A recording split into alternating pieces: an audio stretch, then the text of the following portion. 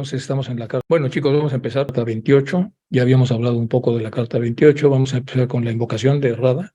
Hay una virtud y un poder más allá de nosotros mismos que viene en ayuda de aquellos que están preparados para recibirlo. Nos dirigimos respetuosamente hacia aquella beatitud, aquellas grandes fuentes de las cuales emanan incesantemente la fortaleza y la inspiración hacia todos los que estamos resueltos a abandonar el yo personal para desarrollarnos, aprender, compartir fraternalmente y sin reservas. Nos dirigimos con respeto también a los grandes seres de luz infinita, las divinidades que ayudan a la humanidad, a los amados Mahachohan y maestros de sabiduría. Pedimos su auxilio para comprender lo oculto. Permítanos trazar un puente que nos bendiga y nos facilite la inspiración apropiada. También nos dirigimos a nosotros mismos, a nuestros yoes superiores. Seamos como el estudiante fiel que nunca pone en duda a sus maestros, que siempre los ama con devoción al afecto, que siempre los admira y los respeta porque sabe que son el divino camino que a todos nos aguarda. Bueno, pues vamos a empezar. Habíamos, un poco antes de esto, ¿se acuerdan? En la carta anterior habíamos tocado que estaba generando muchos problemas entre los maestros y los dos receptores de la enseñanza que eran occidentales británicos. Entonces, el modelo oriental, me escribieron que no estaba el oriental, bueno, este es el occidental, consiste siempre en la descripción de una meta, después en la percepción de los caminos para llegar a dicha meta, después, esto se llama estrategia, después se hace una introyección, es decir, todos los aprendizajes que se tienen respecto a la percepción que se tiene para llegar a la meta se asimilan y finalmente ya así es como se da el aprendizaje en Occidente. El modelo oriental primero se hace la práctica, es decir, la gente que ve a alguien meditando pues se pone a meditar y así practica.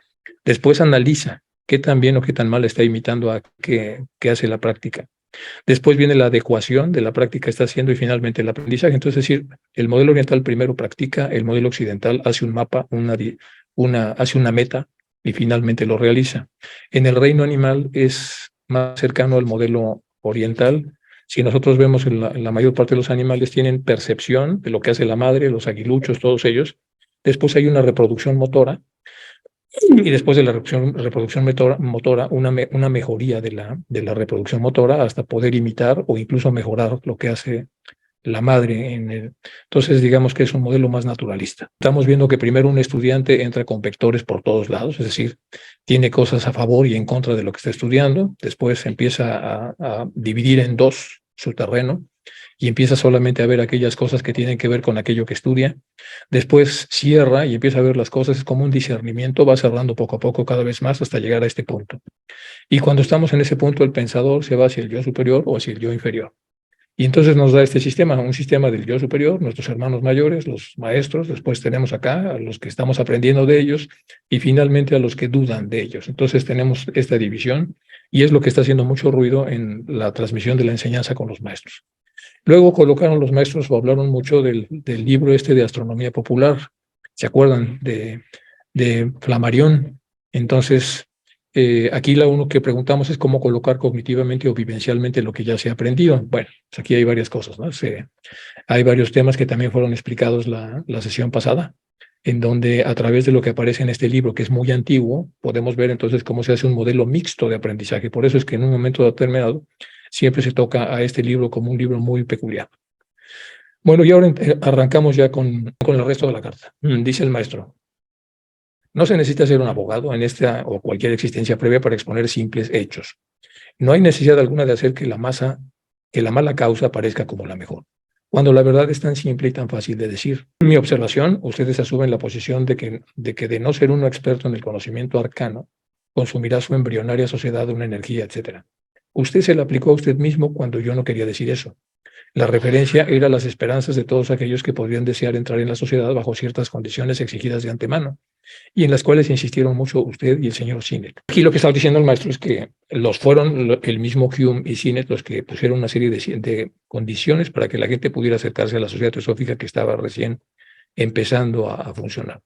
La carta en su totalidad fue escrita para ustedes dos y esta frase en concreto se aplica a todos en general. Usted dice que yo, hasta cierto punto, he comprendido mal su posición y que evidentemente no lo comprendo. Esto es claramente incorrecto, que me bastaría citar un solo párrafo de su carta para demostrarle que es usted el que ha interpretado mal mi posición por completo y el que evidentemente no me ha comprendido.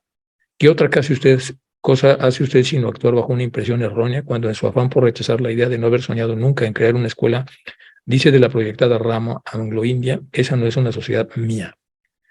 Yo entendí que era su deseo y el de los jefes que se creara la sociedad y que yo asumiera su cargo directivo en ella, es lo que escribió Hume.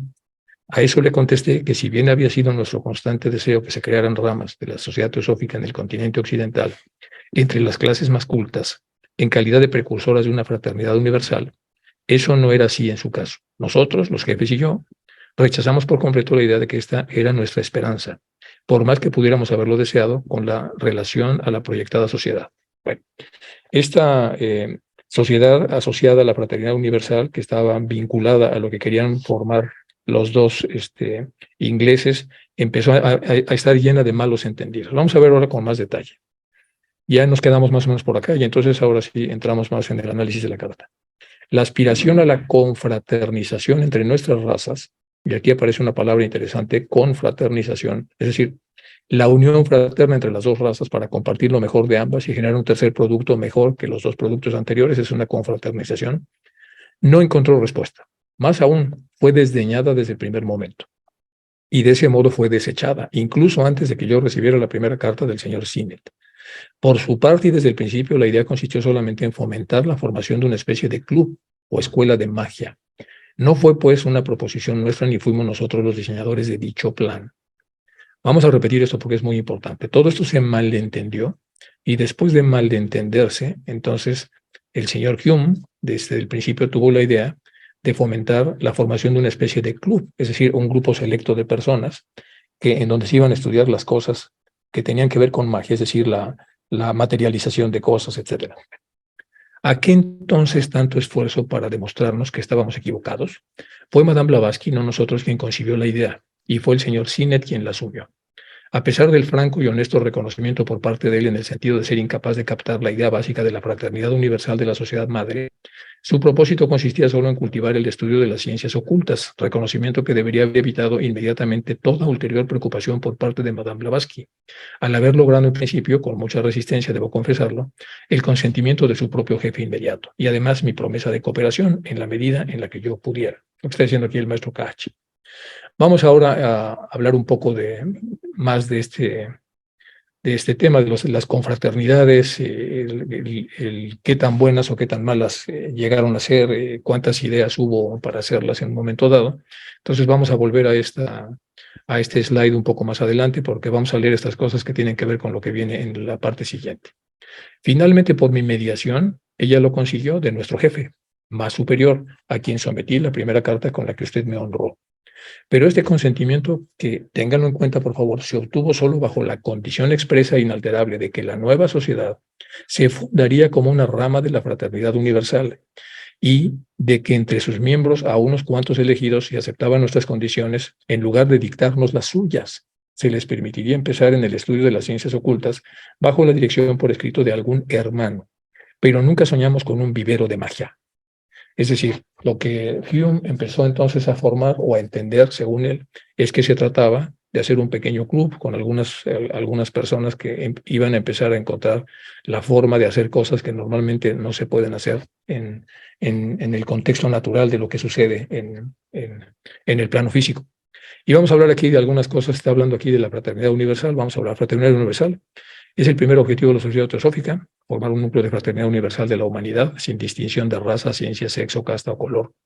Para hacer resaltar la importancia de este objeto, traducimos las siguientes palabras de Lactancio. La verdadera religión es la única que sepa hacer amar a un hombre a otro hombre, puesto que enseña que todos los hombres están unidos por vínculos de fraternidad, y por esa razón Dios es el Padre común de todos. Por eso es fraternidad de fratello, de hijo, porque tenemos un Padre común, tenemos un rayo que nos unifica con todos los reinos, pero sobre todo con todos los seres humanos.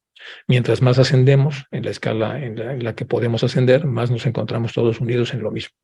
En efecto, nuestro verdadero yo, el espíritu individual que reside en el interior de cada hombre, es una chispa o partícula, por así decirlo, del espíritu universal.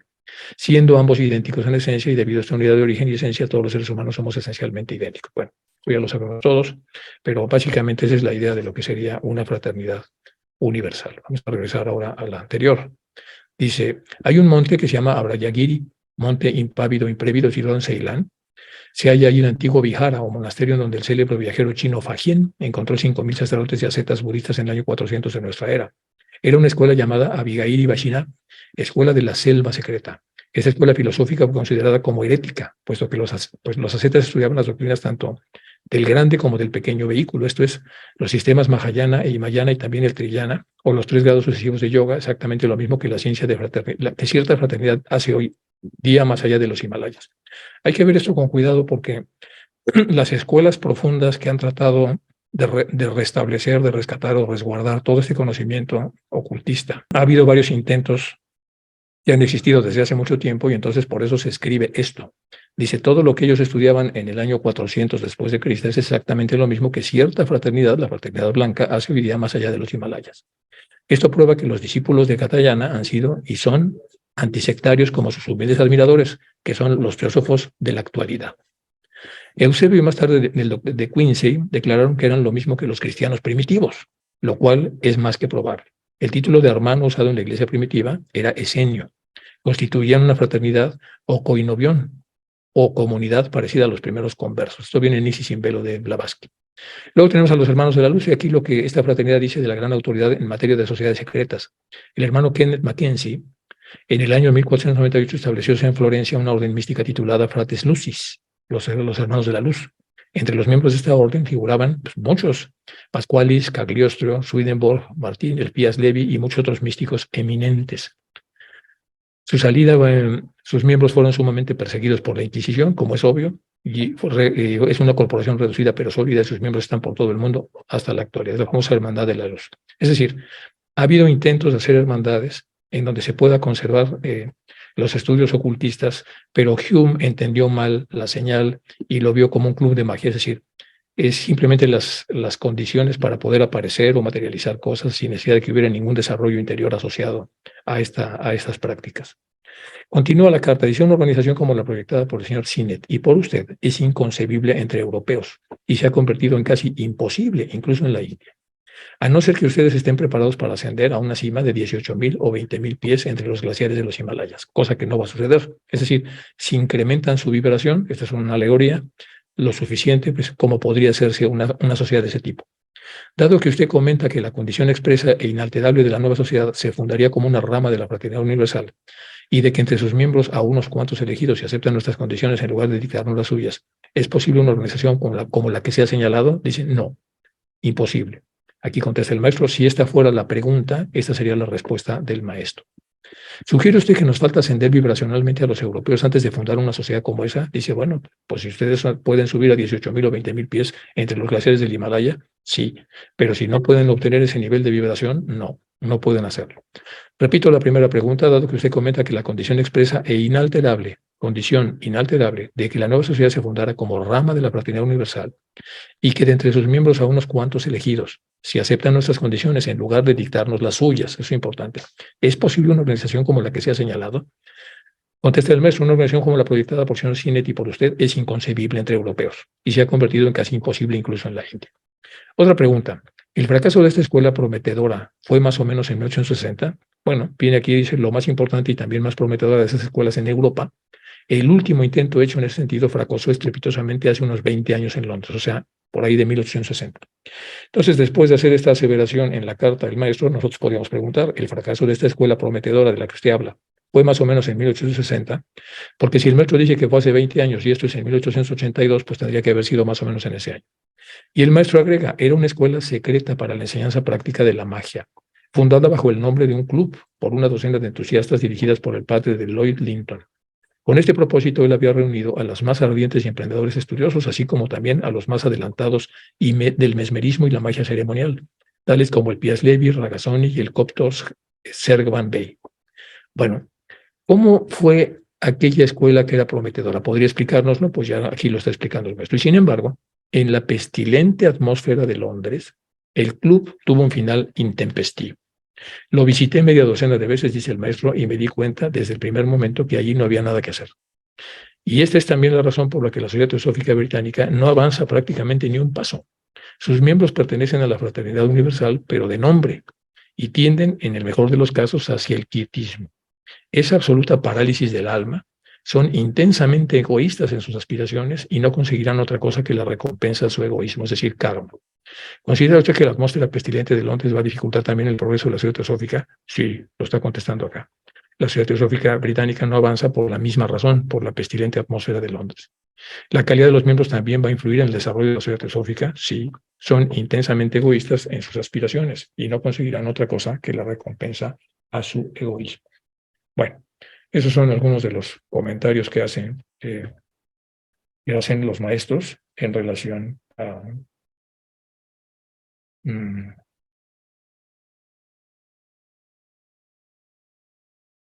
bueno, vamos a con la que sigue. Y vamos a ver ahora de los que estaban formando aquella mal lograda sociedad. Tenemos a Antonio Ragazzoni de Bergamo. Fue un hipnotizador italiano, capaz de realizar algunos fenómenos debido a las revoluciones de 1848 en los estados italianos. Tuvo que abandonar su país y viajó por toda Europa haciendo demostraciones de sus habilidades mesméricas. Hay que recordar que Anton Mesmer descubrió, por así decirlo, bueno, Anton Mesmer se codeaba y tomaba café con Isaac Newton y con muchos de la época. Hay que imaginar entonces la calidad de los que ahí se reunían. Entonces él descubre esto y por influencia de Isaac Newton le pone a esto magnetismo animal, debido a que Isaac Newton estaba muy versado en toda la parte de la física de aquel entonces. Entonces, ¿en qué consistía esto? Consistía en que hay un desfase entre la orden que da el cerebro metafísico y la orden que recibe el cerebro físico, y este desfase, que puede ser muy corto o un poco más largo, genera un hueco en donde puede entrar un magnetizador, y si entra el magnetizador, digamos que se apodera de la mente del que va a ser magnetizado.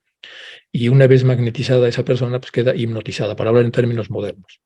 Entonces lo descubre Mesmer. Hay muchas teorías de cómo lo descubre. Parece que una persona estaba durmiendo en frente de un ferrocarril y cuando el ferrocarril arranca, entonces se produce un susto, y en el susto se hace una demora entre las señales que vienen del cerebro metafísico a través de los nadis que ya conocemos hacia lo que sería el cerebro físico, y por ahí entra un magnetizador y le dice a la persona que está durmiendo que va a seguir su voz, y si el magnetizador le atina a este espacio y logra magnetizar, entonces es como se da la hipnosis. Más adelante y en otras obras también teosóficas se habla de que se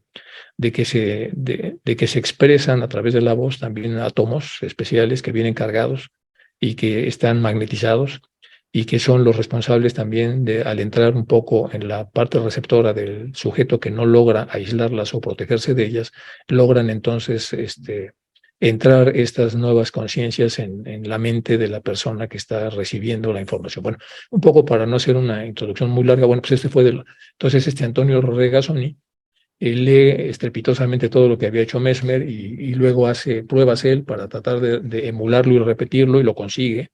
Y de hecho lo consigue de varias maneras, y entonces se convierte en uno de los grandes hipnotizadores de la época. Ya estamos hablando de 1870 aproximadamente. Bueno, causó gran revuelo en Francia e Inglaterra, e incluso llamó la atención de Arthur Schopenhauer.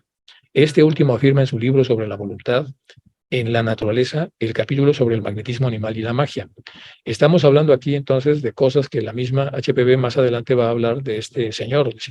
Yo mismo, dice Arthur Schopenhauer, tuve la suerte en el año de 1854 de presenciar algunas hazañas extraordinarias de este señor, realizadas aquí en Frankfurt por el señor Ragazzoni de Bergamo, en las que el poder inmediato, es decir, mágico de su voluntad sobre otras personas, era inconfundible. Y pongo aquí textualmente lo que dijo Schopenhauer. Ragazzoni era capaz a voluntad de llevar a la sonámbula que estaba bajo su influencia a un estado de completa catalepsia. O sea, hipnotizaba a alguien y le llamó Schopenhauer que estaba sonámbula porque estaba obedeciendo a alguien. O sea, no era ella, era como alguien conduciendo otro coche. Es decir, nuestro cuerpo, que es un coche conducido por otra persona. Es más, podía hacerla caer de espaldas cuando estaba bajo su influencia a un estado de completa catalepsia, que estaba detrás de ella y la caminaba delante de él por su mera voluntad. Sin ningún gesto podía paralizarla, darle tétanos, rigidez muscular o trance cataléptico, podía dilatarle las pupilas, podía disminuir la insensibilidad total, es decir, podía clavar agujas y la persona no sentía nada. En fin, todos los síntomas inconfundibles de una catalepsia total. Hizo que una de las damas espectadoras tocaba el piano por primera vez, sin haber nunca aprendido a hacerlo. Luego, de pie a 15 pasos detrás de ella, la paralizó tan completamente con su voluntad y sus gestos que no pudo seguir jugando. A continuación la colocó contra la columna y le hechizó hasta el lugar del modo que no pudo moverse a pesar de los mayores esfuerzos que la mujer hacía cuando era despertada. Bueno, todo eso que se vio por primera vez en esos años y que empezaron a hacer los hipnotistas que no tenían, digamos, la seriedad para utilizar la hipnosis, sino más bien jugaban con las personas, es lo que está narrando aquí el maestro. En el primer volumen de Isis sin velos, Madame Blavatsky menciona repetidamente a Ragazzoni y a sus fenómenos.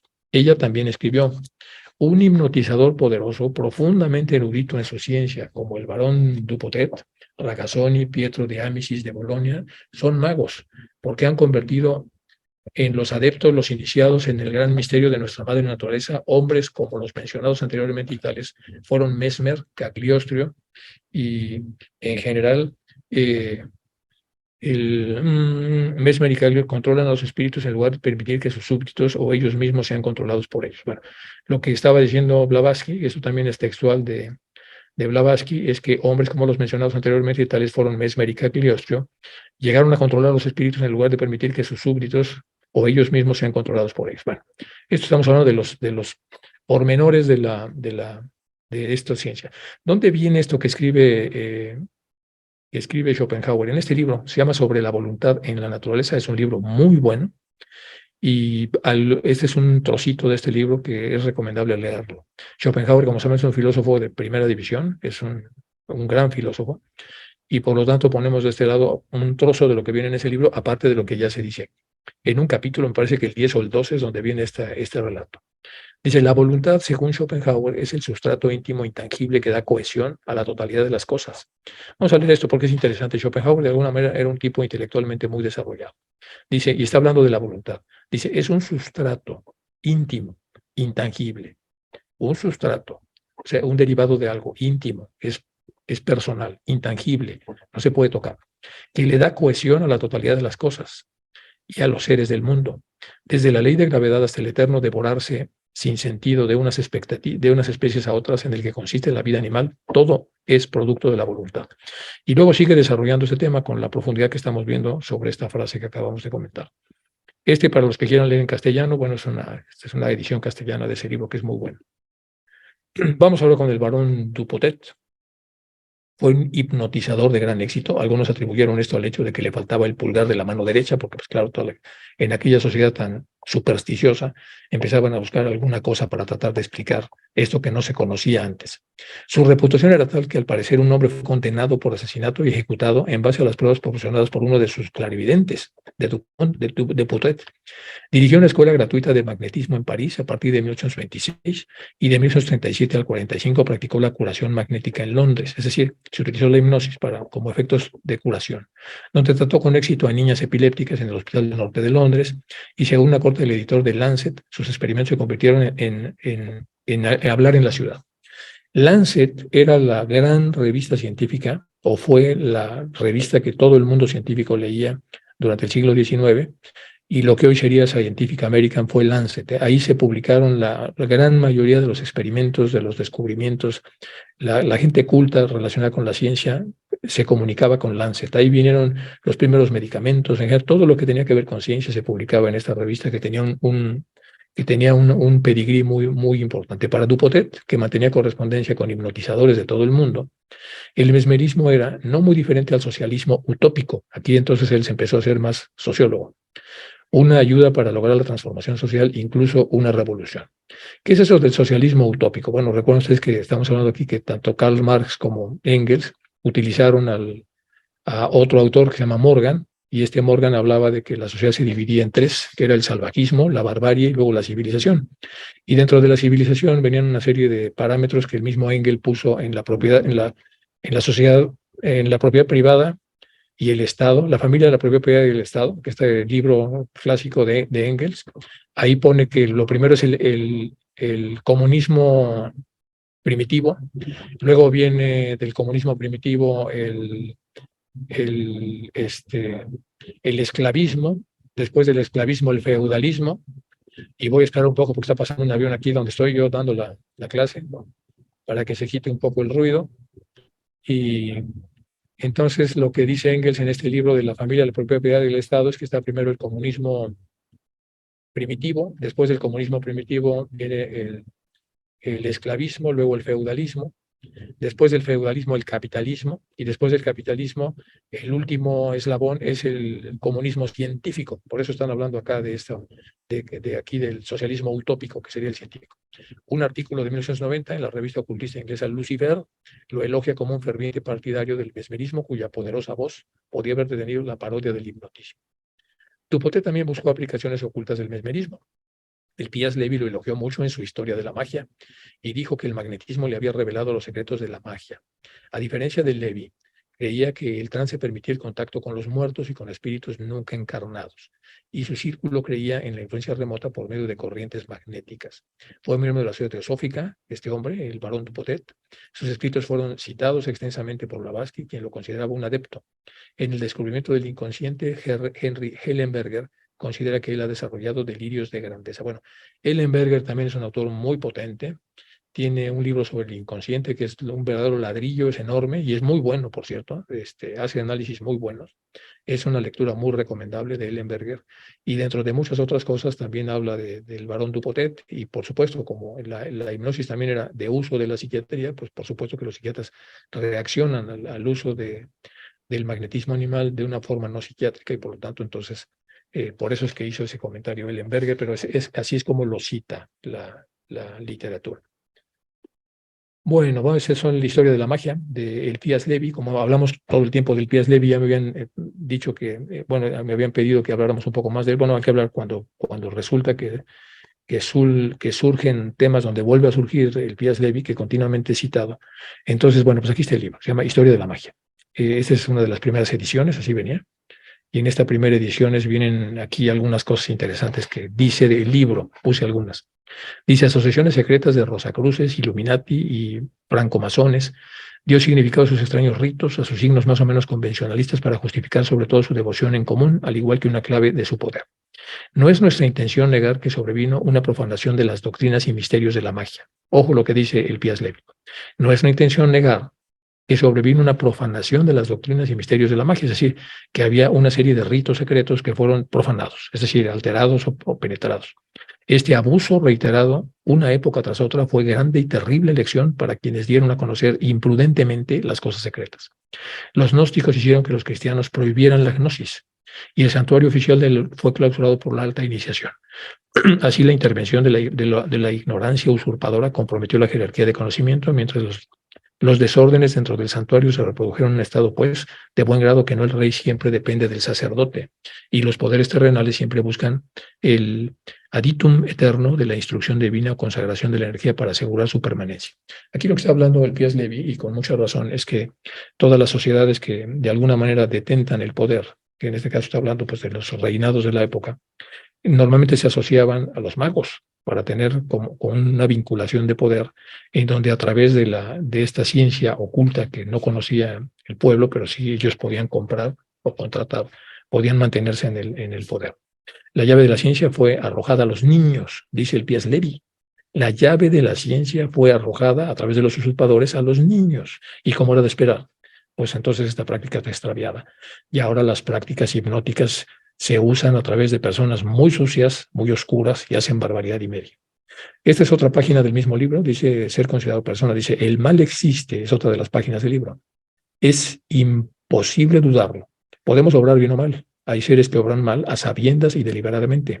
El espíritu que anima a esos seres y los da mal se delata, se desvía del camino recto y se cruza en el sendero del bien como un obstáculo. Ese es el significado preciso del vocablo griego diabolos. El vocablo griego diabolos habla de esto, que traducimos como demonio. Entonces, ¿qué quiere decir el concepto antiguo del diablo? Quiere decir un espíritu que anima a estos seres y que los acuse a obrar mal, se delata, se desvía del camino recto y se cruza en el sendero del bien. Pues esos fueron los que tomaron entonces estas prácticas del magnetismo animal y las empezaron a utilizar para obras malas. Y los ejecutan accidentalmente malos. Por lo tanto, hay un demonio que es el espíritu del error y de la ignorancia intencional, del vértigo, sometidos a su obediencia.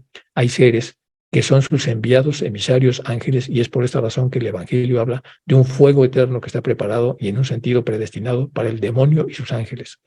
Estas palabras constituyen una revelación, pues que hemos puesto su significado dando, en primer lugar, una concisa definición del mal. El mal es la ausencia de la rectitud en el ser. El mal moral es la falsedad de la acción, como la mentira es un crimen en el lenguaje. La injusticia pertenece a la esencia de la mentira y cada mentira es una injusticia. Cuando lo que decimos es justo y no hay falsedad, cuando lo que hacemos es equitativo y verdadero, no hay pecado. La injusticia es la muerte del ser moral, como la mentira es el veneno de la inteligencia. Por ello, el espíritu falso es espíritu de muerte.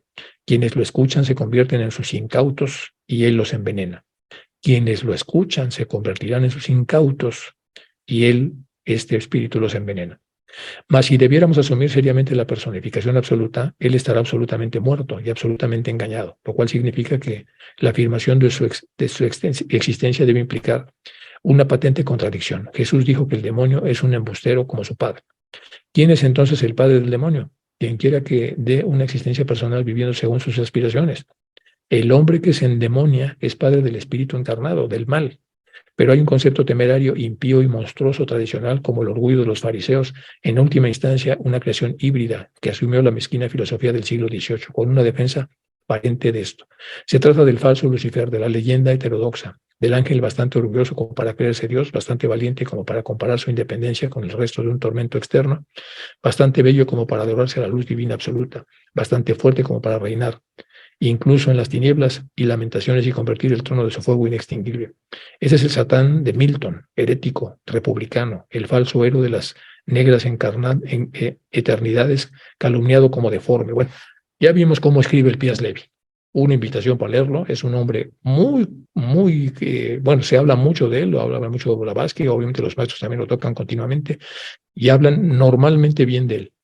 En general es un hombre muy cercano, y aparte habla con una elegancia, pues ya lo vimos, la elegancia de su prosa es enorme. Bueno, vamos a hablar de este libro, ya no de las páginas que pude aquí transcribirle, sino de lo que nos interesa de acuerdo a lo que está diciendo aquí el maestro. Durante mucho tiempo la magia ha sido confundida. Muchos se apresuraron a explicarla como el arte de reproducir efectos con ausencia de causas, dice el Pías Levi, como el arte de producir efectos con ausencia de las causas naturales. Es decir, no vemos la causa de que una persona se ponga rígida, pues no la vemos, esa es la causa. Por eso la definición es muy creativa. O sea, el hombre realmente es muy brillante. Nada más alejado de la realidad. La magia es lo que surge de sí misma solamente. Y tal como la matemática, se trata de una ciencia exacta y absoluta de la naturaleza y sus leyes. En este contexto, el Pías Levi no solo se limita a esbozar una especie de historia del esoterismo y ocultismo en estas páginas. La historia de la magia también revela una gran cantidad de ritos, rituales, prácticas esotéricas. Es como un manual para hacer magia. Haciendo este libro algo más que un repaso histórico más o menos inexacto, sino más bien un manual de magia. Hay una verdad irrebatible, hay un método infalible de conocer esa verdad y quienes logran este conocimiento y lo adoptan como norma de vida pueden dotar su voluntad de un poder soberano capaz de convertirlos en ambos de todas las cosas inferiores, en ambos. Vamos a repetir eso. Hay una verdad irrebatible que antes era secreta, como ya vimos, y que ahora se ha puesto en manos de los niños. Hay un método infalible de conocer estas verdades, y quienes logran este conocimiento y lo adoptan como norma de vida, pueden dotar a su voluntad de un poder soberano capaz de convertirlos en amos de todas las cosas inferiores, de todos los espíritus errantes, o en otras palabras, en árbitros o reyes del mundo. En realidad, la historia de la magia es la primera entrega de una trilogía de libros fundamentales de la obra del Pías Levi.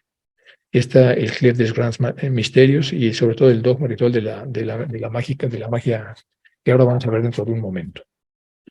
Bueno, este es el otro libro, el dogma y ritual de la alta magia, que es el que viene aquí como la tercera de la saga. Aquí está el dogma y ritual de la alta magia. Bueno, aquí que hay pues mucho. Aquí se habla de algunas cosas interesantes, por ejemplo, de los 7 menores poderes del mago, es saber conocer la primera vista el fondo del alma de los hombres y los misterios del corazón de las mujeres. Ojo, los 7 menores poderes, no vamos a hablar de los mayores, pero sí de los menores para ver de qué está hablando aquí el Pías Levi. Entonces está Samek, conocer la primera vista el fondo del alma de los hombres y los misterios del corazón de las mujeres. Ain, forzar cuando le plazca la naturaleza y revelarse a ella para mandar sobre ella. El Fe, prever todos los acontecimientos futuros que no dependan de un libre albedrío superior o de una causa impercibida. Tzade, prestar el acto a todo mundo los consuelos más eficaces y los consejos más saludables. Resh, dominar el amor y el odio. Shin, tener el secreto de la riqueza, ser siempre el amo y no el esclavo. Saber gozar aún en la pobreza y no caer nunca ni en la vexación ni en la miseria. Tao, agregaremos nosotros a esos 3 septenarios el sabio gobierno de los dementes, aplaca tempestades, cura las enfermedades del tacto y resucita a los muertos. Bueno, de todas estas, pues la más saludable obviamente es el prestar el acto a todo el mundo, los consuelos eficaces y los consejos más saludables. Todos los demás de alguna manera se prestan a una enorme manipulación. Y aquí hay un texto muy largo de lo que viene en este libro, que es muy largo también, pues no vamos a ver todo con tanto detalle, pero vamos a ver entonces lo que es dentro de esta trilogía, es el Pias Levi más maduro, hablando del mismo tema. ¿Qué ha ocurrido en el mundo y por qué los sacerdotes y los reyes han temblado? ¿Qué poder secreto amenaza a las tierras y a las coronas? Hay algunos de los locos que corren de país y país se ocultan, según se dice en la piedra filosofal, bajo sus harapos y su miseria. Chan Yangela, tierra de oro, y sin embargo carecen de pan y de asilo. Su frente está ceñida por una aurora de gloria y por un reflejo de ignominia. El uno ha encontrado la ciencia universal y no sabe cómo morir para escapar de las torturas de su triunfo, del uno. El mallorquino Ramón Lull, el otro cura con sus remedios fantásticos enfermedades imaginarias y ofrece un formal mentis al proverbio que comprueba la ineficacia de un cauterio en la pierna de madera. Es el maravilloso Paracelso, siempre embrio y siempre lúcido como los héroes de los Rabelais. Aquí es Guillaume Postel quien describe ingeniosamente a los padres del Concilio de Tarento, que ha encontrado la doctrina absoluta, oculta, bajo el comienzo del mundo y que ya le hace tarde compartirla con los demás. El concilio no se inquieta de loco y aún se digna condenarle el examen de cuestiones tan graves como la gracia eficaz y la gracia suficiente. Bueno, vamos a pasar al siguiente párrafo. Dice que es por tanto la magia. ¿Cuál es el poder de estos hombres tan perseguidos y tan fieros? ¿Por qué si eran tan fuertes no han vencido a sus enemigos? ¿Por qué si eran tan insensatos y tan débiles y si se les dispensaba el honor de temerles? ¿Existe una magia? ¿Existe realmente una ciencia oculta que sea ciertamente un poder y que opere prodigios capaces de compartir los milagros de las religiones autorizadas? A estas preguntas principales responderemos con una palabra y con un libro. El libro será justificación de la palabra y esta es: sí ha existido y existe todavía una magia poderosa y real. Sí, todo cuanto las leyendas dicen es cierto. Aquí, única y contrariamente a lo que ocurre, existe un secreto formidable cuya revelación ya ha trastornado al mundo, como lo atestiguan las tradiciones de Egipto, resumidas simbólicamente por Moisés en el comienzo del Génesis, etcétera, etcétera, etcétera. Lo estamos viendo aquí entonces un libro todavía con una saga de continuación de lo que hace el Pias Levi sobre lo que estamos hablando de la magia, que todavía es útil verlo ahora, y es lo que no querían los maestros que pasara. Un club de personas que van a utilizar estos conocimientos que fueron dados erróneamente a los niños y a los espíritus muy primitivos o primarios y que los han utilizado mal. No queremos eso. Pues lamentablemente ha sucedido, entonces esto está en manos de personas con pocos escrúpulos y todavía hacen barbaridades a través de sus actos de la verdadera magia, no de la magia, de la magia que hace un mago convencional de circo. Estamos hablando de esto, del poder conocer estos secretos de la naturaleza y poder aplicarlos para beneficio propio. Tampoco fuimos nosotros los que iniciamos la correspondencia sobre este tema. Fue el señor Sinet quien por decisión propia envió 2 largas cartas a un hermano, incluso antes de que Madame Blavatsky hubiera obtenido el permiso o la promesa de alguno de nosotros para contestarle, o supiera a quién de nosotros debía entregar la carta. Al haberse negado categóricamente en su propio jefe, ella, a mantener la correspondencia, fue a mí a quien ella se dirigió. Movido por la estimación que siento por ella, incluso accedí a que ella le proporcionara mi nombre místico tibetano completo y contesté la carta de nuestro amigo. Luego llegó la de usted, tan inesperada como la otra.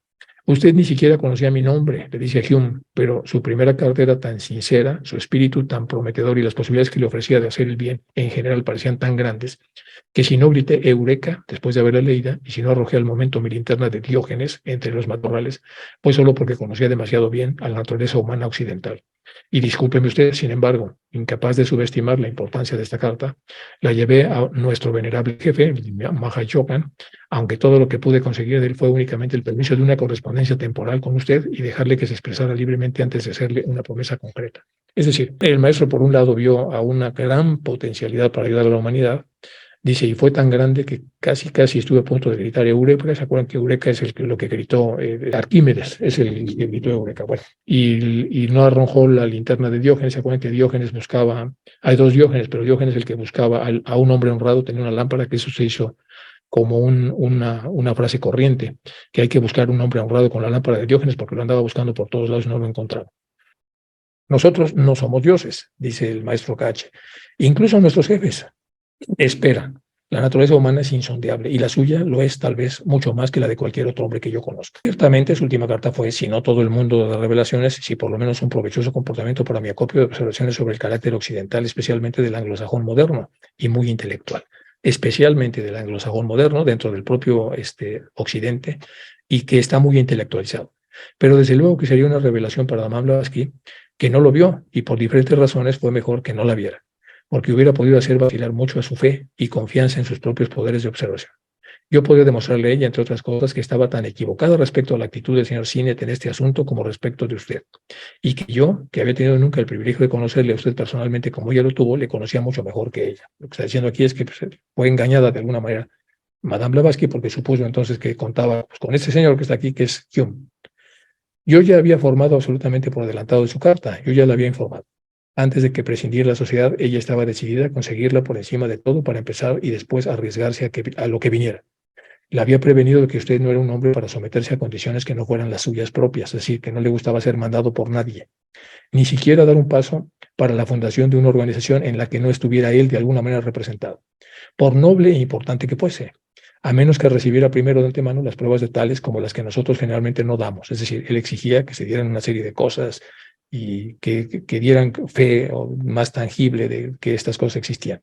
Dice, una serie de cosas que nosotros generalmente no damos más que aquellos que a través de un entrenamiento de años han demostrado ser dignos de toda confianza. ¿Por qué habríamos de dárselas a ellos?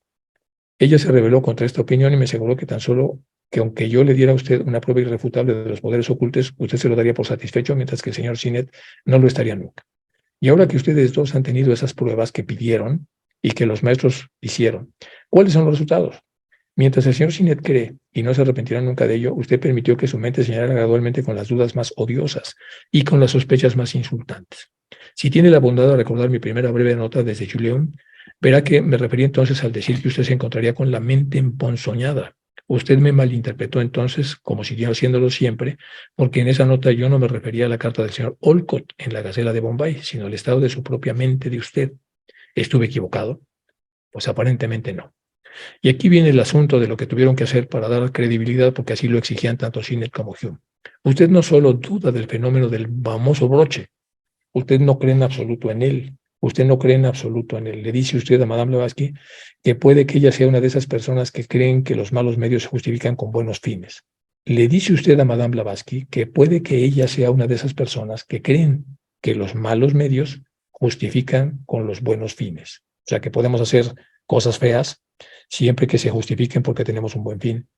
Y eso es lo que está él insinuando, es que la aparición del broche era para formar una sociedad que iba a ser muy buena, pero que está fingiendo. Y en lugar de aplastarla con todo el desprecio que tal acción despertaría seguramente en un hombre de sus elevados principios, usted le asegura a ella su inquebrantable amistad. Incluso su carta dirigida a mí está llena del mismo espíritu receloso de lo que usted nunca se perdonaría, el crimen de la impostura, e intenta persuadirse de lo que puede perdonar en otra persona.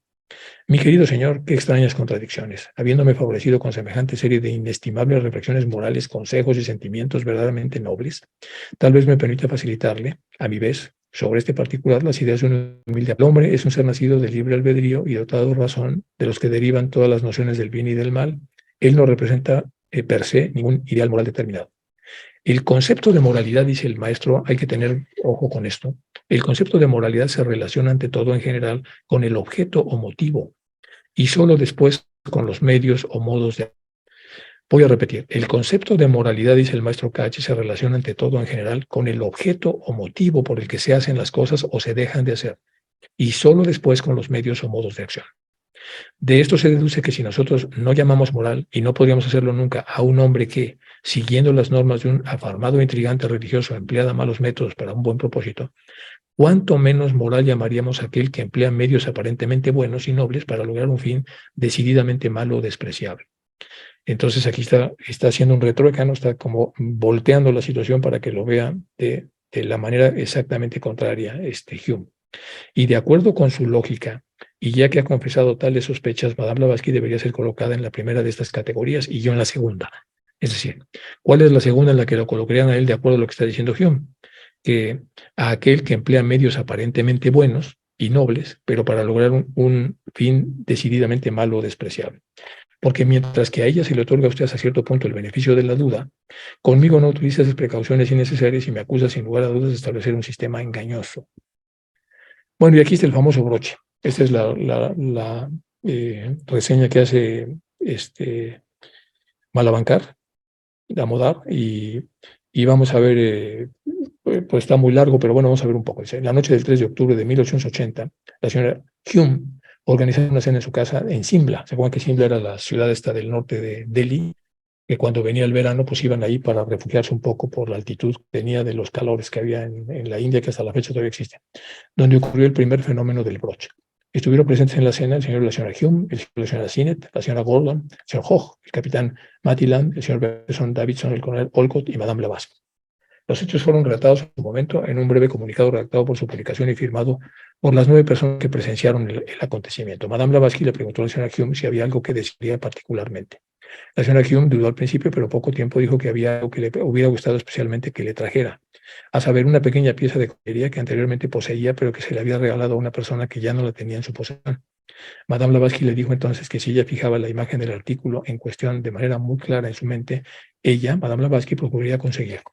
La señora Hume luego dijo que recordaba el artículo vívidamente y lo describió como un broche de pecho anticuado con perlas, con vidrio en la parte delantera y la parte posterior hecha para contener el cabello. Luego, cuando se le pidió, hizo un boceto aproximado del broche, es decir, hizo un dibujo.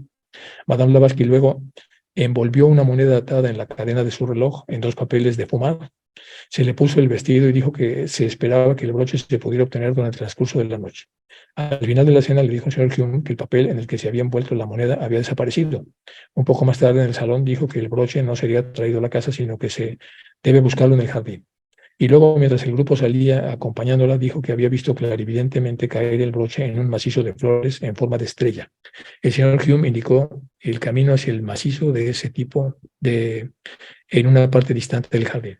Se realizó una búsqueda prolongada y cuidadosa con linternas y finalmente la señora Sinnett encontró el pequeño paquete de papel, que constaba de 2 papeles de fumar y entre las hojas, al ser abierto de inmediato, se vio que contenía el broche que se correspondía exactamente con la descripción anterior y que la señora Hume identificó como el que originalmente había perdido. Ninguno del grupo, excepto el señor y la señora Hume, había visto o oído hablar del broche. El señor Hume no había pensado en ese durante años. La señora Hume nunca había tenido el broche con nadie desde que se desprendió de este. Y tampoco había pensado en este durante mucho tiempo. Ella misma declaró que después de que lo encontró, fue solo cuando Madame le preguntó si había algo que le gustaría tener, al que el recuerdo del broche le regaló a su madre, pues, pasó por su mente. La declaración fue firmada por Hume, Alice Gordon, Hume, Madeline, todos los que están ahí, y fue publicado en el Pionero, en el Pioneer. El coronel Orcott dio un relato esencialmente idéntico en una carta de Damodar. Bueno, es el famoso relato del que está aquí reclamando el maestro que qué fue lo que pasó. Y ahora vamos a entrar en una dinámica diferente. Vamos a ver lo que podían haber sido las cartas donde se preguntan cosas al maestro Kachi y luego las posibles respuestas que el maestro Kachi da a estas cartas que se van sucediendo. Vamos a ver aquí entonces la posible carta que se le mandan al Mahatma. Dice, respecto a la aprobación del gobierno de París, me temo que usted muestra motivos bajos, dice Hume. Usted realmente no quiere una rama anglo-india para trabajar, puntos suspensivos. Usted la quiere en calidad de cebo para sus hermanos nativos, es decir, para los hindúes. Usted sabe que este sería un simulacro, pero será suficiente para que aparezca como detrás de un motivo verdadero. Es decir, está usted ocultando el verdadero motivo que tiene para hacer esta rama, que usted la quiere muy hindú y no necesariamente mixta. Bueno, el argumento empleado en mi carta referente a la aprobación del gobierno de París, usted lo califica de motivo bajo y le añade la siguiente y aplastante y directa acusación. Usted no quiere esta rama, la anglo-india, para trabajar. Usted la quiere meramente en calidad de cebo para sus hermanos nativos. Usted sabe que esto sería un simulacro, pero sí es suficiente para que aparezca el motivo verdadero. Bueno, lo que lo acusa Hume. Esta es una acusación absolutamente directa. Se me señala como culpable de perseguir un objetivo malo e indigno por medios bajos y despreciables. Es decir, se me acusa de falsas pretensiones. Y al escribir estas acusaciones, no se le ocurrió pensar que como sea, que la organización es un proyecto, tiene una perspectiva algo más grande, más noble y mucho más importante que la simple satisfacción de los deseos de una persona en solitario, por más digna que fuese, es decir, no se le ocurrió que en caso de éxito, al promover la seguridad y bienestar de toda una nación sojuzgada, es precisamente poco probable que eso quede a su orgullo individual y pueda parecerle un motivo bajo. ¿Por qué población sojuzgada? Pues porque India estaba invadida. no sea después de todo más que la búsqueda ansiosa de unos objetivos que serían la salvación de todo un país, el que se desconfía y se sospecha siempre. La protección de los conquistados por parte de los conquistadores, pregunta, bueno, aquí el maestro está muy irritado, muy enojado y contesta de esta manera. Otra parte de otra carta, aquí se le pregunta, dice, yo me enorgullezco de ser todo un patriota, dice Hume. Me importa un comino el conocimiento y la filosofía en la que se basa, sino ha de ser un buen fin para la humanidad. La recompensa que espero consiste en ganar mi propia aprobación. Usted se enorgullece de ser un patriota. Yo no, porque aprendiendo a amar a su país, uno no aprende más que a amar a la humanidad. En 1857, la ausencia de lo que usted denomina bajos motivos fue la causa de que mis compatriotas fueran destrozados por los suyos desde las bocas de sus cañones. Vamos a repetir. La ausencia de lo que usted denomina bajos motivos fue la causa de que mis compatriotas fueran destrozados por los suyos. Es decir, por la cantidad de engaños que hicieron los británicos, en donde fueron entrando poco a poco a través de una simulación de convivencia que luego se convirtió en invasión. Esos son los bajos motivos. Nadie podía negarlo. ¿Por qué, pues, no habría yo de creer que un filántropo auténtico consideraría la aspiración de un mejor entendimiento entre el gobierno y el pueblo de la India como algo muy recomendable en lugar de algo innoble? Dice usted, me importa un comino el conocimiento y la filosofía en la que se base, sino de ser un bien para la humanidad. Y si no, me capacita para ser más útil a mi generación, etc. Pero cuando se le ofrecen los medios para hacer esa buena obra, usted se aparta con desprecio y nos vitupera en el caso del cebo y la simulación. Verdaderamente son maravillosas las contradicciones contenidas en su remarcable carta. Y luego se ríe de buena gana y dice, ante la idea de una recompensa o de la aprobación de sus semejantes. Y dice usted, la recompensa que espero consiste en ganar mi propia aprobación. Esa es su recompensa, que la persona quede como que ha hecho lo correcto. Aprobación propia, a la que importa tampoco el veredicto confirmativo de la mejor parte del mundo en general. Es decir, está él por encima del veredicto del mundo, para la cual las acciones buenas y nobles de uno sirven como ideales elevados y como los más poderosos estímulos para la emulación es poco más que un egotismo orgulloso y arrogante. Bueno, pues yo creo que vamos a llegar hasta acá, chicos. Tenemos acá, va a empezar entonces en el esquema del yo mismo y nos quedan algunos slides para terminar esta carta. Entonces voy a pedirle a Chuy que deje de compartir, por favor. Voy a dejar de compartir para poder pasar algunas preguntas que existan. Y después de las preguntas, yo estoy de viaje y aquí es muy tarde, entonces vamos a contestar 2 o 3 preguntas y dejamos y acabamos la sesión de hoy. Bueno, si alguno tiene una pregunta o alguna adición, alguna corrección, algo que pueda agregarse para mejorar estas cartas, que son cartas que hablan de la gran dificultad que tuvieron los maestros con los británicos para encontrar un terreno común en donde fueran escuchados y de esa manera hacer que las cosas que ellos compartían pues fueran de beneficio para todos. Voy a esperar que pase el avión para poder entonces ver si alguien quiere hacer alguna aportación o alguna adición. No. Bueno, chicos, pues muchísimas gracias por mantener vivo el estudio de las cartas. La próxima terminamos esta carta. Muy interesante que nosotros veamos las enormes dificultades de estos dos británicos del siglo XIX con los maestros, las enormes dificultades para comprender y para imponer sus propias condiciones. Y esto viene, pues, obviamente, como el mismo maestro dijo, es la sociedad occidental, pero sobre todo la sociedad anglosajona, la que de alguna manera se ha robustecido de esta dureza para poder encontrar terrenos comunes, como no sean los que tienen que ver con intereses propios.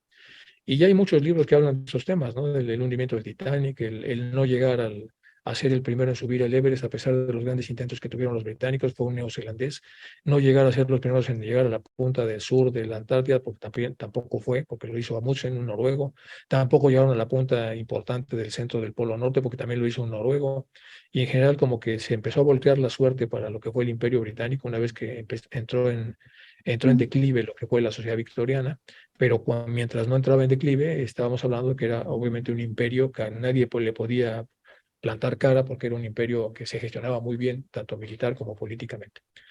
Bueno, chicos, pues eso es entonces lo que estamos viendo a los pobres maestros tratando con estos prejuiciosos, complicados y orgullosos hombres, y entonces de eso van estas cartas que estamos tratando de analizar, tanto la anterior como esta. La próxima terminamos con esta y seguiremos pues deleitándonos con esta correspondencia tan increíblemente jugosa o sustanciosa que nos da a nosotros las posibilidades de presentarla en las logias y analizar pues, las dificultades que hubo y luego las ventajas que tenemos nosotros hoy día para poder analizar pues, lo complicado que se vieron los maestros, pero sobre todo la gran cantidad de cosas que compartieron que son de enorme utilidad para nosotros como teólogos cada vez que las podemos estudiar.